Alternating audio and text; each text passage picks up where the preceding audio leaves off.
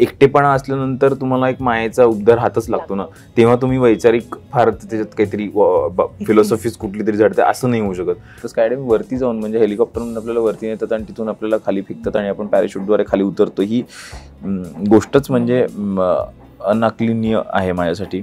सगळे मराठी लोक इथेच आहेत, बसलेले आहेत की पुणे किंवा मुंबईमध्ये किंवा कुठल्या तरी गावामध्ये, असं नाही आहे. चित्रपटाचं शूटिंग बाहेर करणं त्याचा अविभाज्य भाग होतं का? म्हणजे सिनेमा समजा दुसरीकडे झाला असता तर ती कथा तशीच राहिली असती का?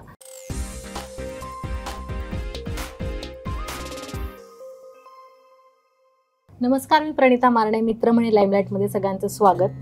आता आपल्यासोबत एक असा कलाकार आहे की जो प्रत्येक ग्रुपमध्ये असतो, प्रत्येकाला त्याची मैत्री हवीशी वाटते आणि त्याचे मैत्रीवरचे अनेक सिनेमे किंवा सिरियल सुद्धा आलेली आहे, अर्थातच पुष्कराज चिरपोटकर. नमस्कार. Hello hello hello hello hello. तर सध्या मुसाफिर 2 फेब्रुवारीला येतोय. तर मैत्री किंवा जगण्याच्या जवळ जाणारे विषय आहेत ते बॉक्स ऑफिसवर चालतातच एनी हाऊ.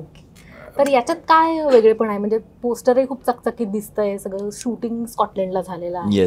तर याच्यात या सिनेमामध्ये काय वेगळेपण आहे? वेगळेपणा असा आहे की आपण मैत्री बघताना काहीतरी कोणीतरी कोणाची तरी खोडी काढली आहे किंवा कुठेतरी काहीतरी गंमत केलेली आहे आणि मग काहीतरी वेगळ्या पद्धतीचा प्रवास असा आपण मैत्रीच्या सिनेमांमध्ये बघतो बऱ्याच वेळा.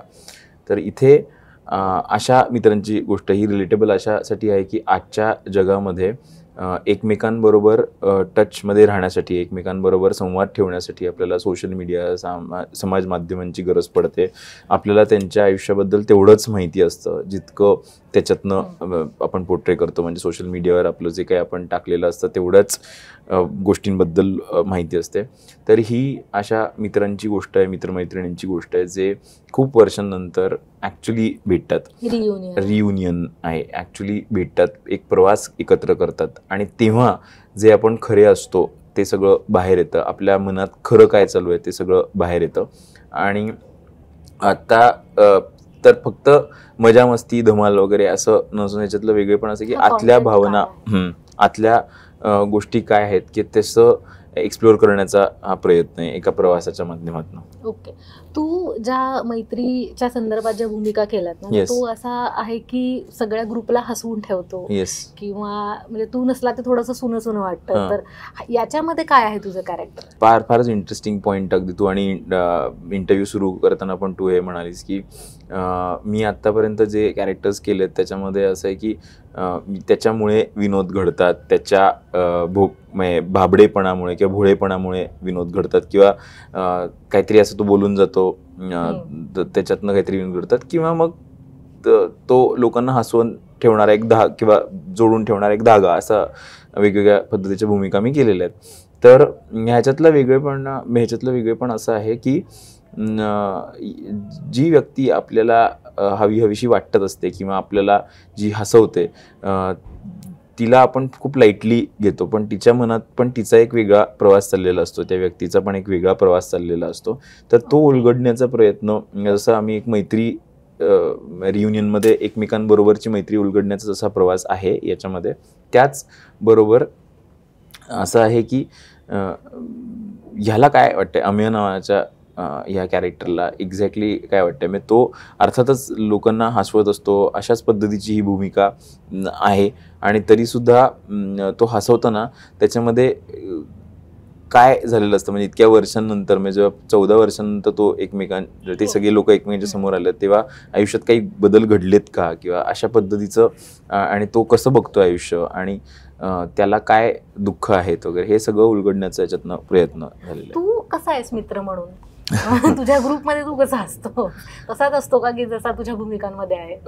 खरं तर अजिबातच नाही. मी खूपच वेगळ्या पद्धतीने, म्हणजे अर्थात असं होतं की आम्ही भेटलो की मग एकमेकांना हसवणं वगैरे, तर प्रत्येक जण ती भूमिका कधी ना कधी कुठेतरी करत असते. पण मुळात असं मी खूप सोशलाइज होणारा माणूस नाही आहे आणि असा खूप शांत असतो. आणि खूप लोकांना असं वाटतं की बऱ्याच वेळा सोशल मीडियावर असं होतं की आता ज्या लोकांनी आमची मैत्री दिलदोस्ती मधली मैत्री बघितलेली आहे किंवा त्या सगळ्या लोकांना वाटतं की अरे तुम्ही भेटता की नाही ऍक्च्युली, किंवा तुमचं एकत्र काही नसतं वगैरे. तुमचं झालं का कधी? हो, अर्थात आम्ही खूप वेळा भेटतो. म्हणजे या असं अगदी म्हणजे ह्या मैत्रीसारखं असं आम्हाला खूप काळ जाण्याची गरज पडत नाही. अर्थात आम्ही असं ठरवून रियुनियन करून तरी 1-1.5 वर्ष होऊन गेलं, पण कुठल्या तरी कारणाने आमची नेहमी भेट होत असते. मग अगदी कधी कधी एक जण ॲबसेंट असतो, काहीतरी एक प्रेझेंट असतो किंवा अशा गोष्टी होत असतात. तर त्याही ग्रुपमध्ये असं होतं की प्रत्येकजण ही म्हणजे हसवायची जबाबदारी सगळ्यांनीच घेतलेली असते. प्रत्येकजण आपापल्या मूडप्रमाणे ती जागा स्विच करत असतो. जिम्मा आला तोही बाहेर म्हणजे लंडनमध्ये शूट झाला, हाही स्कॉटलंडमध्ये आला. म्हणजे एक ऍक्च्युली बायोपिक आला की साधारण ती लाट येते. तर असाही ट्रेंड आलाय का मैत्रीवरचा सिनेमे किंवा बाहेर शूट होणारे सिनेमे, असा सध्या ट्रेंड आलाय का?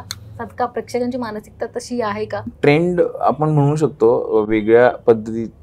म्हणजे असं खूप वेळा होतं की एक पद्धतीचं एक चित्रपट येतो आणि मग त्या पद्धतीचे अनेक चित्रपट येतात.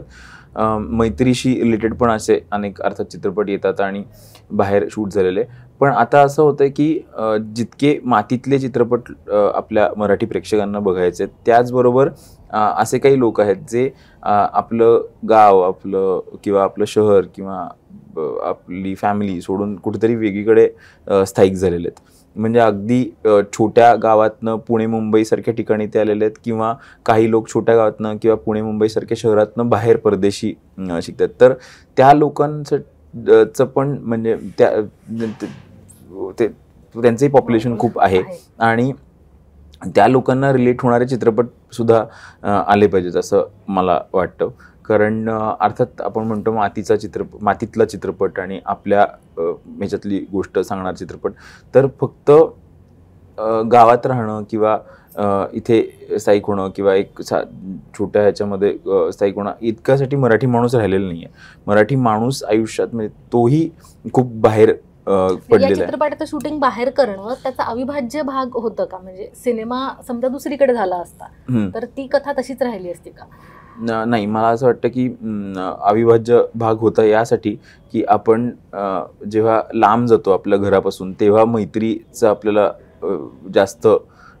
मैत्रीची व्हॅल्यू जास्त कळते. आपण आपल्याच लोकांमध्ये असतो. जेव्हा आपण एव्हरी सेकंड डे आपण दुसऱ्या कुठल्या तरी व्यक्तीला भेटतोय वगैरे, आपल्या लोकांबरोबर असतो, तेव्हा ते जाणवत नाही.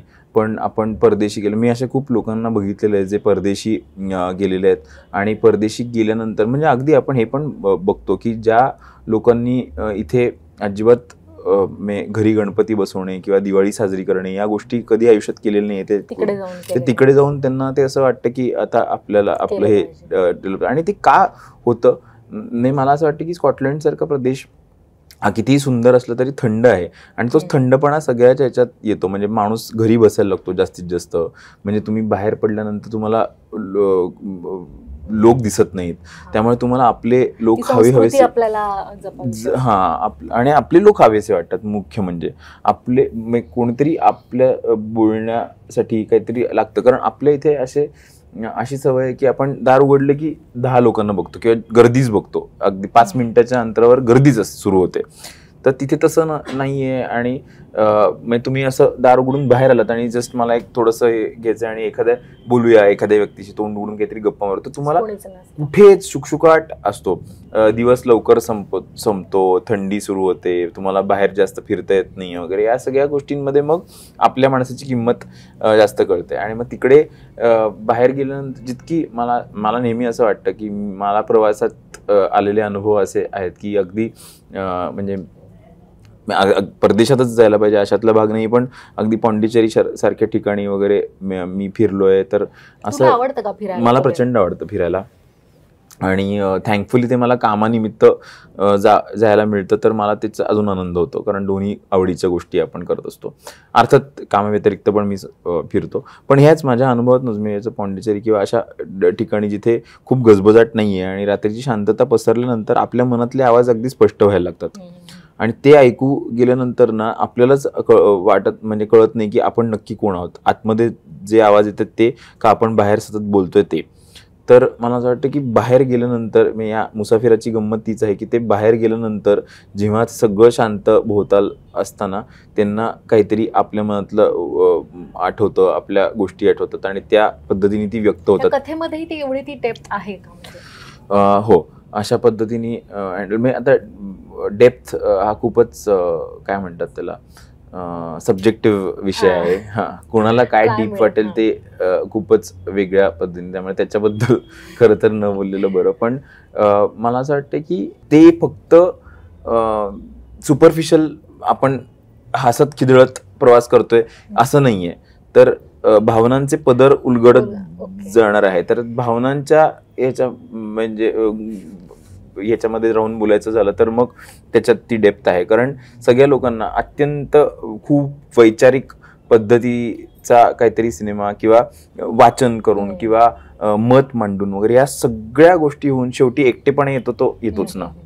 एकटेपणा असल्यानंतर तुम्हाला एक मायेचा उबदार हातच लागतो ना, तेव्हा तुम्ही वैचारिक फार त्याच्यात काहीतरी फिलॉसॉफीज कुठली तरी जडते असं नाही होऊ शकत. आणि हे कुठल्याही व्यक्तीच्या बाबतीत होतं. तर ते करण्याचा प्रयत्न म्हणजे आता हे सगळे मित्र आहेत ते वेगवेगळ्या प्रोफेशन्समध्ये आहेत, वेगवेगळ्या पद्धतीने आयुष्याकडे बघतात. पण जेव्हा काहीतरी सत्य काहीतरी आपल्या आतलं जेव्हा बाहेर येतं तेव्हा. पुष्कर जोग आहे तो चांगला डान्सर आहे, तर तुझा काही आहे का डान्स वगैरे याच्यामध्ये? प्रयत्न केला का? नाही, प्रयत्न पण नाही केला मी आताच सांगत होतो तो चांगला, म्हणजे मला वाटतं की ज्याला जे चांगलं येतं त्यांनी ते करावं. मला अजिबात नाच तसा करता येत नाही आणि तसं करायलाही लावलं नाही मला दिग्दर्शकाने पुष्करनी. त्यामुळे मला त्याचा खूप आनंद आहे. म्हणजे ह्याच्यात जरी 2 गाणी असली तरी त्याच्यात कुठेही आम्ही असं नाचतोय वगैरे अशा पद्धतीचं काही नाहीये. तुला प्रेमाने काय म्हणतात सगळे मित्र? मला पुष्की म्हणतात बरंच. म्हणजे हा मुद्दा निघालायच म्हणून की परवा म्हणजे राज ठाकरे म्हणले होते की जे अभिनेते आहेत त्यांना प्रेमाने किंवा जे टोपण नाव आहेत त्यांना सहज कुणी हाक मारतं, तर ते तसं असू नये किंवा त्याला कोणाला काय द्यावं किंवा कोणाला कुठपर्यंत ठेवावं याला एक मर्यादा असावी. तर तुझं काय म्हणणं आहे याच्यामध्ये? मैत्रीवरचा सिनेमा आहे आणि टोपण नावाने सगळेच म्हणजे एखादा प्रेक्षक किंवा तुला असं कधी हाक मारले असं काही झालंय का? तुझं काय मत आहे? अगदी खरं सांगायचं तर माझ्या बाबतीत नाही होत. म्हणजे माझ्या घरच्यांनी जे त्यांनी सांगितलं तसंच माझ्या घरच्यांनी ते ठेवलेलं आहे. माझ्या घरी मला पुष्कराजच म्हणतात. अजिबातच कुठल्याही टोपण नावाने हाक मारत नाहीत. म्हणजे ते वेगळं मनू, बबलू, चिंटू वगैरे अशा पद्धतीचं पण नाव नाही किंवा त्याचा काहीतरी शॉर्ट पुष्क्या वगैरे अशा पद्धतीचं पण काही नाही आहे. तर घरातले त्या पद्धतीने बोलवतात, ही एक गोष्ट.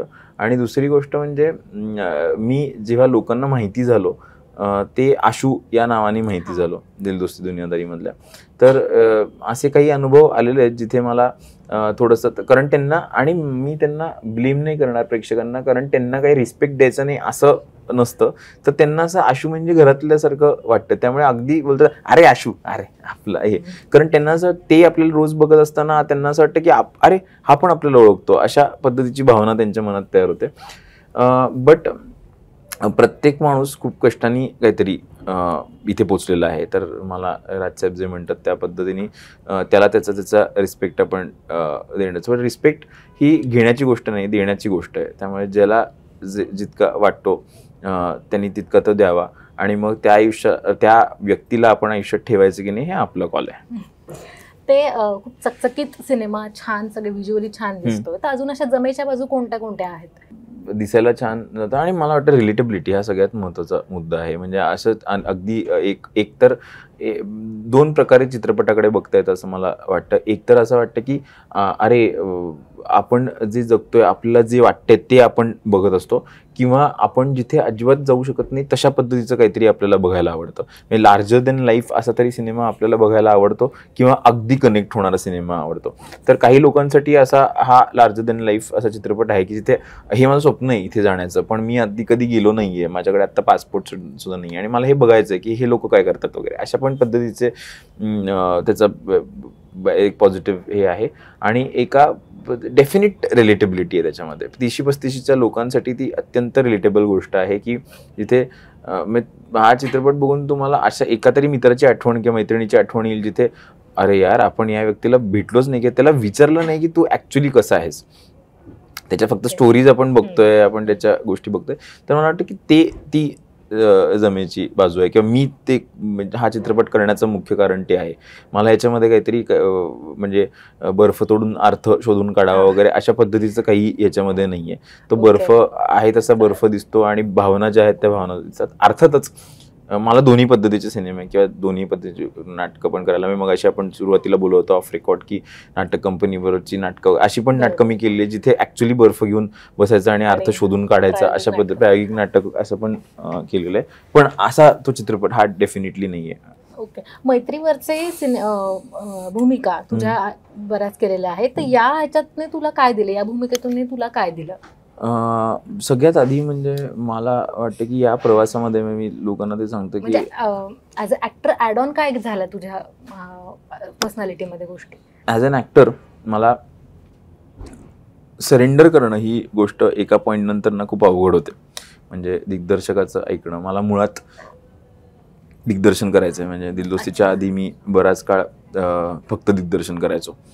तर एकदा आपल्या मनात दिग्दर्शन करायचं असं निर्माण झाल्यानंतर आपण समोरचा दिग्दर्शक काय सांगतोय हे ऐकणं सोडून किंवा तसं करणं सोडून आपण आपल्या पद्धतीने सिनेमा बांधायला लागतो किंवा नाटक बांधायला लागतो किंवा जे बाकीच्या गोष्टी ते करायला लागतो.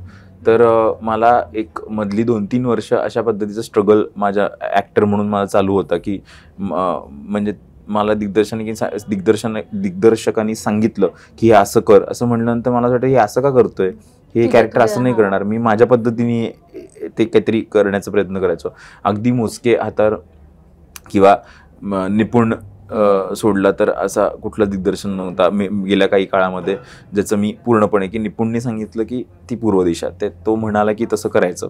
हे मी 2 प्रोजेक्ट सोडले. तर मला ते जमत नव्हतं. मला असं वाटतं की ते जमायला पाहिजे. आणि माझे काही जवळचे मित्र दिलदोस्तीच्या वेळेस कसं झालं होतं? हां, दिलदोस्तीच्या वेळेस तसं नव्हतं.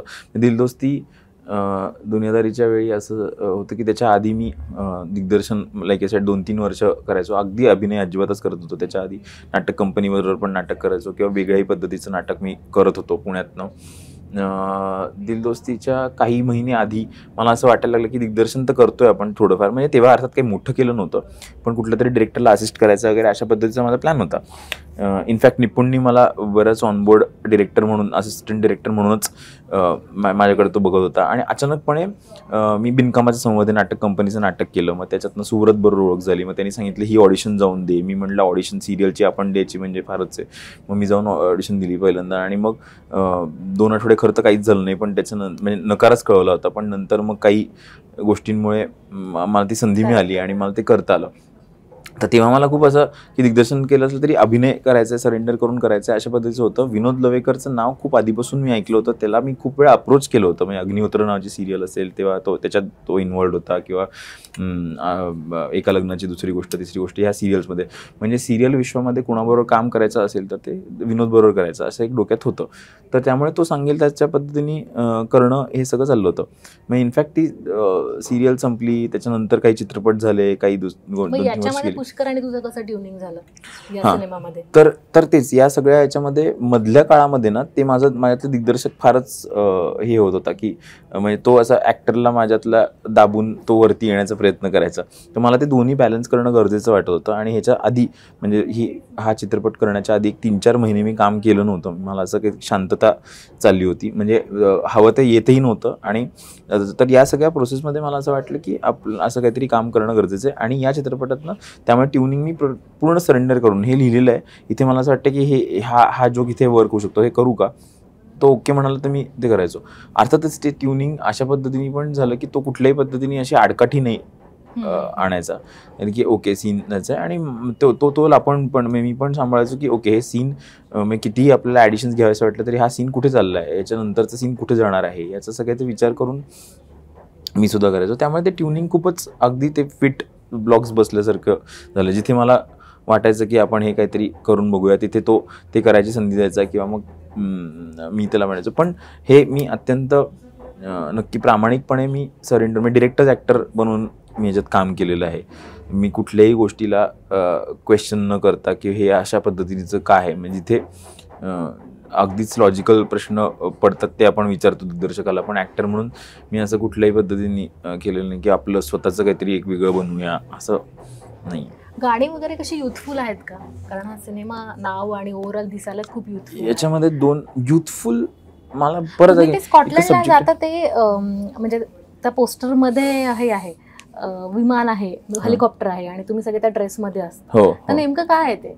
हां, तो एक खूपच वेगळा अनुभव आहे जो आयुष्यात मी कधीच केला नाही. स्काय डायव्हिंग, स्काय डायव्हिंग त्याच्यामध्ये आम्ही केलेलं आहे. तर अगेन पुष्कराज म्हणून मी कधीच हे म्हणजे माझ्या बकेट लिस्टवर पण नसतं की स्काय डायव्हिंग करू किंवा डोंगरावर चढूया किंवा ट्रेकिंग करू किंवा कुठून तरी जोरात उडी मारू विमानात वगैरे. तर स्काय डायव्हिंग वरती जाऊन म्हणजे हेलिकॉप्टरमधून आपल्याला वरती नेतात आणि तिथून आपल्याला खाली फेकतात आणि आपण पॅराशूटद्वारे खाली उतरतो. ही गोष्टच म्हणजे अनाकलनीय आहे माझ्यासाठी.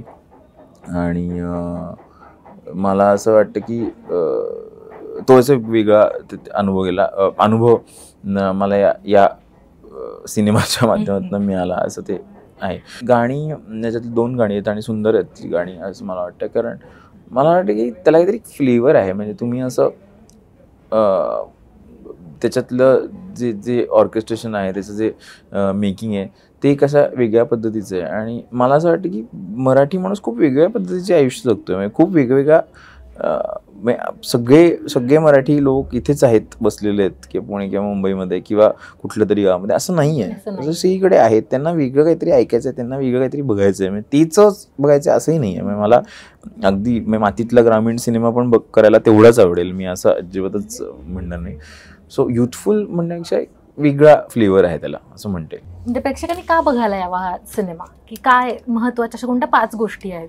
मी असं म्हणलं असं की वेगवेगळ्या पद्धतीचा सिनेमा आपण जर बघितला तर आपल्याला वेगवेगळ्या सिनेमा अजून बघायला मिळेल. प्रेक्षकगृहात जाऊन बघावा का, तर मराठी चित्रपटसृष्टीने अजून वेगवेगळे पद्धतीचे सिनेमे बघावे हे एक पद्धतीतलं एक प्रमुख कारण तर मला वाटतंच. पण त्याच्या व्यतिरिक्त चांगल्या पद्धतीने शूट झालेली फिल्म आहे, रिलेटेबल कॉन्टेंट आहे. म्हणजे खूप मराठी लोकांना ह्याचं वाटेल की अरे आपण हे बघावं. फ्रेश टेक आहे आय थिंक अभिनय करण्याचं आणि या सगळ्या गोष्टींचा, असं पण मला त्याच्यातनं वाटतं. म्हणजे तुम्हाला असं रिंगळवाणा किंवा अरे ही कुठली गोष्ट आहे वगैरे अशा पद्धतीचं काही वाटणार नाही. तर या कारणासाठी बघावा. आणि मुळात खूप म्हणजे का करायचं की प्रत्येकजण जे चित्रपटसृष्टीमध्ये काम करतो ना, तो अत्यंत प्रेमाने आणि मी हे डेफिनेटली सांगतो की खूप ऑनेस्टली बनवलेली फिल्म आहे. म्हणजे त्याच्यामध्ये कदाचित तसं गोष्टी की अर्थात म्हणजे असे ही लोक असणार ज्यांना की यार हे काय आहे किंवा ह्याच्यात एवढंच काय सांगायचं, ह्याच्या व्यतिरिक्त काही नाही आहे का वगैरे असं. त्याच्या व्यतिरिक्त खूप गोष्टी आहेत, 100 गोष्टी आहेत जे सांगण्यासारख्या आहेत, ते जे तुम्हाला वेगळ्या ह्याच्यात मिळेल. पण तुम्हाला एक मैत्रीचा छान सिनेमा ज्याच्यामध्ये प्रवास मित्र करत आहेत, त्यात वेगवेगळी लोकेशन्स आपण बघू शकतोय आणि आपल्याला मैत्रीबद्दल काय वाटतं या गोष्टीबद्दल आपण विचार करू शकतो. अशा पद्धतीचा सिनेमा बघायचा असेल तर नक्की मुसाफिर बघता येईल. लास्ट सेगमेंटकडे येऊयात आपण. आपला एक सेगमेंट आहे जर तर, की जर तुझ्या आयुष्यामध्ये तुला एकाच दिग्दर्शकाबरोबर काम करायचं झालं तर तू कोणत्या दिग्दर्शकाबरोबर करशील? निपुण. आणि समजा सिरियल, नाटक आणि सिनेमा तिन्हीपैकी एकच तुला आयुष्यभर करायचं आहे तर कुठलं? चित्रपट. ओके. आणि तुझं समजा तू बायोग्राफी लिहिलीस तर एकाच भूमिकेबद्दल लिहायचं आहे तर कुठली असेल? पु ल देशपांडे. वसंतराव. मी वसंतराव मधला. ओके. एक तुझ्या आयुष्यातला असा कुठला महत्त्वाचा काळ आहे की जो तुला पुन्हा पुन्हा जगायला आवडेल? जस्ट कोविडच्या आधीचे काही दिवस. ओके. खूप खूप शुभेच्छा तुला. तुमचा नवीन सिनेमा येतो तर 2 फेब्रुवारीला हा सिनेमा रिलीज होतोय. सगळ्यांनी थिएटरमध्ये जाऊन नक्की बघा आणि याचे काही सोशल मीडियावर वगैरे सुद्धा पेजेस आहेत ते लाईक करा आणि हा एपिसोड मित्र म्हणे लाईमलाईटवर नक्की बघा. थँक्यू.